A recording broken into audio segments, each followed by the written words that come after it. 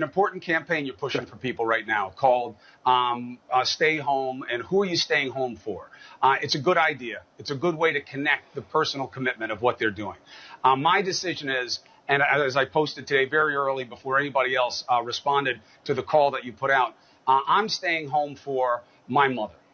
Because I love her, and at her age, she's uniquely vulnerable to the virus. And that's why making the move out of the house that Christina and I made was 100% our own, and we did it early. Who are you staying home for? Because I'm staying home for my mom.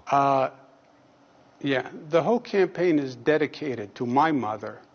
And I said that first thing this morning when I posted my picture. I didn't hear you say anything. Who are you staying at home for? Yeah, right. My mother. I'm staying home for my mother. Oh, you're staying at home for your mom, too. Isn't it weird, though, after I just said it? No, I went first. I had my picture at my press conference saying I'm doing it for my mother. And yes, because it's a point that I want people to understand. If you don't want to stay home for yourself, me with mom right now. Then, yeah, well, I had my picture this morning while you were still sleeping. And I showed it at my press conference. And people have to understand, you want to be reckless with your own life, don't endanger others. And that's what the Stay at Home For campaign is all about. Beautiful. Don't endanger healthcare workers, don't endanger vulnerable people.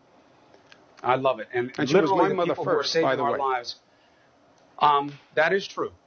That when you win, that point, 100%. You were born first. Thank you. And the healthcare workers are begging us to do this for them. And I love the idea of the campaign. So I'm shifting my answer. You can have it. You can have mom. Because that's, what the bigger person does.